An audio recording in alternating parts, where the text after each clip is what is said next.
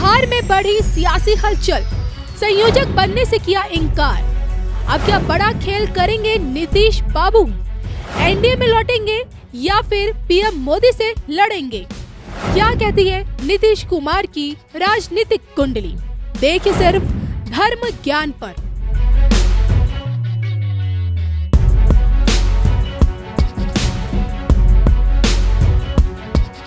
नमस्कार, धर्म ज्ञान के दर्शकों का स्वागत है। मैं हूं आपके साथ कविता राणा और आज मेरे साथ मौजूद हैं आचार्य मयंक शर्मा जी। मयंक जी, स्वागत है आपका। धन्यवाद कविता जी। सभी दर्शकों को सादर नमस्कार।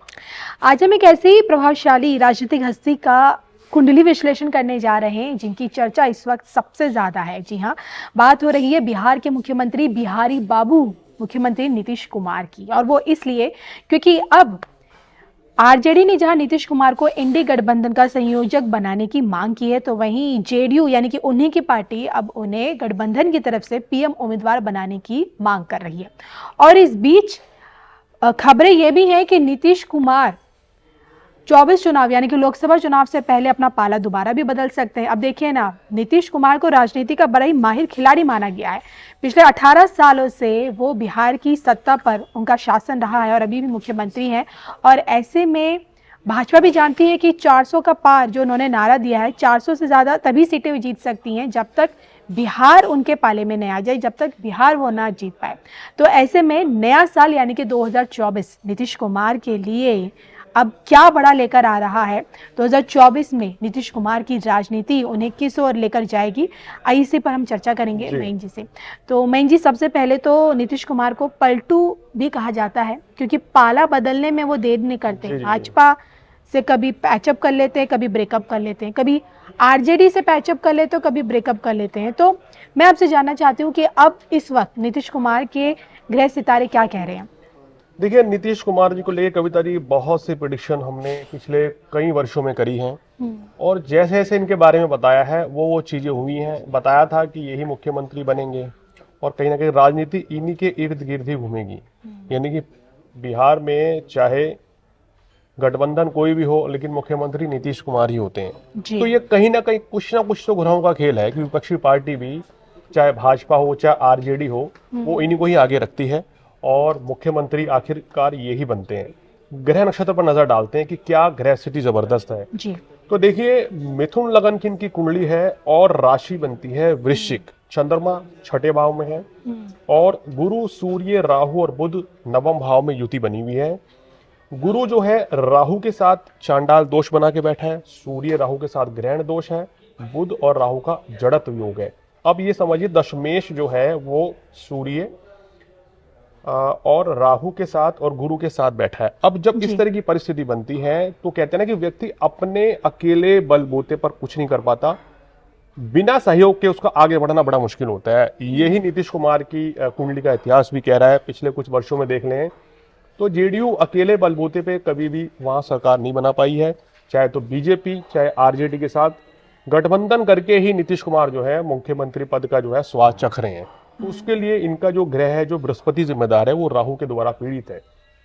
दशम भाव में मंगल और शुक्र की युति इनको बहुत अच्छा शासक बनाती है और इनसे अच्छे भाषा शैली के ये कहना चाहिए स्वामी हैं, बहुत अच्छा बोलते हैं जी। और लोग इनकी बात को सुनना पसंद करते हैं। अब ये जो पलटते हैं, क्या है उसके पीछे? देखिए, दशमेश अगर पीड़ित हो जाए तो व्यक्ति अपना स्वार्थ पहले देखता है और मिथुन लग्न है, चंद्रमा छठे भाव में, तो नीतीश कुमार की हिस्ट्री रही है, ऐसे ग्रह कहते हैं, ये हमेशा ही अपने आप को लाइमलाइट में रखना चाहते हैं।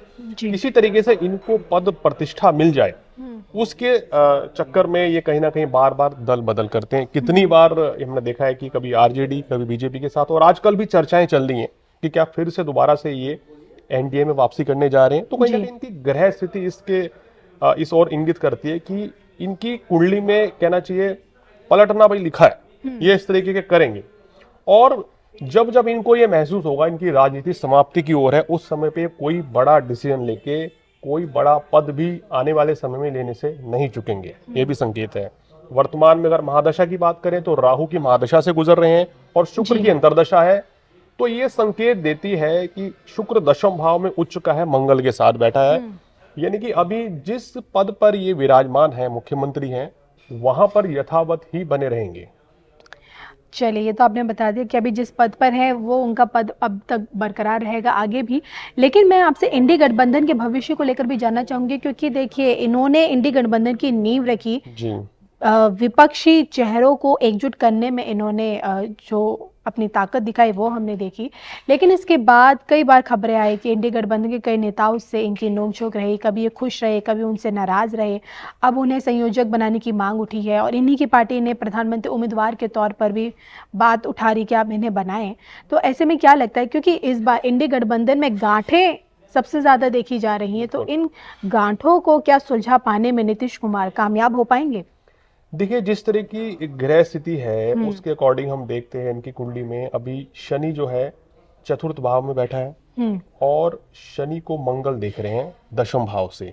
तो जब ये ग्रह स्थिति बनती है तो इस परिस्थिति में कहीं ना कहीं गोचरीय प्रभाव भी देखें तो चतुर्थ भाव में केतु है, तो नीतीश कुमार के लिए 30 अक्टूबर के बाद से परेशानियां बढ़ी हैं। अब इंडी गठबंधन हो या आरजेडी हो, उनको उतना भाव इस समय नहीं दे रहा है या उनको उतना जो चीज आरजेडी जो चीज जेडीयू चाह रही है, जेडीयू के नेता चाह रहे हैं या नीतीश कुमार दिल से चाह रहे हैं, उस समय वो चीज नीतीश कुमार को नहीं मिल पाएंगी। ऐसा ग्रह संकेत गोचर में केतु के कारण दिखाई दे रहा है और जो वर्तमान ग्रह स्थिति बनी हुई है उसके कारण देखते हुए वृश्चिक राशि इनकी है, छठे भाव में इनको बृहस्पति चल रहे हैं, चतुर्थ भाव में शनि की ढैया है, जो ये दिखाता है कि जो ये चाहते हैं वो तो इनको अभी हासिल होने वाला नहीं है, ना इनकी पार्टी की कोई बात बहुत बड़ी बात मानी जा सकती है। जो क्या ये अपने नेतृत्व शक्ति के बल पर इंडी नाम का जो गठबंधन है क्या उसे जोड़े रख पाएंगे?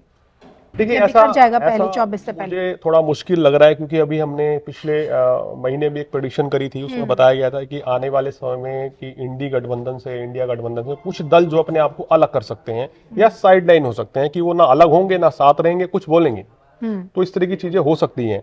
और कहीं ना कहीं इनकी कुंडली को देखें तो भाई आने वाले समय में इनके लिए सबसे ज्यादा संतोषजनक बात यही रहेगी कि ये अगर बिहार के मुख्यमंत्री बन के रहते हैं तो ये भी इनकी कुंडली के हिसाब से एक कहना चाहिए इस समय सेटिस्फेक्शन वाली पोस्ट रहेगी। बिहार की सत्ता आगे इनके पास रहेगी जी। और कहीं ना कहीं बहुत से लोग या जेडीयू अगर ये इस बारे में सोच रही है कि क्या इनको पीएम का कैंडिडेट इंडी गठबंधन बना सकता है या नहीं, तो देखिए दशम भाव से चीजें देखते हैं। दशम भाव में अगर शनि सूर्य हो या इन भाव पे उच्च स्थिति में बैठे हो, लग्नेश बहुत पावरफुल स्थिति में बैठा हो, पाप प्रभाव में ना हो, तभी व्यक्ति पीएम पद के कहना चाहिए पोस्ट के उम्मीदवार बन सकते हैं। लेकिन इनकी कुंडली को देखते हुए ये चीजें जो है बहुत मुश्किल लग रही हैं। ऐसा होने की संभावनाएं बहुत कम है कि इनको पीएम पोस्ट का कैंडिडेट डिक्लेयर कर दिया जाए।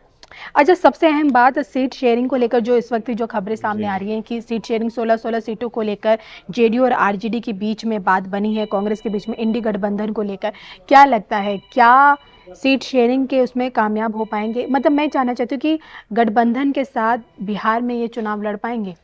देखिए, मेरे को ऐसा लग रहा है कि जो उनकी कुंडली कह रही है, देखिए मैं एक पर्सनल ओपिनियन है मेरी, इनकी ग्रह नक्षत्रों को देखे तो इस समय सितारे ये कह रहे हैं कि नीतीश कुमार जी को थोड़ा सहयोग देना चाहिए, क्योंकि अगर ये सहयोग नहीं देंगे तो उनको नुकसान उठाना पड़ सकता है, इनकी पार्टी को भी झुकना पड़ेगा इस समय। जो ग्रह स्थिति कह रही है अगर इनको मुख्यमंत्री बने रहना है तो इनको थोड़ा सा कहीं ना कहीं झुक के ही आगे बढ़ना पड़ेगा, वरना तो पार्टी में दरार भी हो सकती है, परेशानियां भी रह सकती है। मतलब इस समय कहना चाहिए ना, गठबंधन में रहना नीतीश कुमार जी के लिए बड़ी मजबूरी साबित हो सकती है, ना चाहते हुए भी वो इससे बाहर नहीं आ पाएंगे, इनको रहना पड़ेगा यहाँ।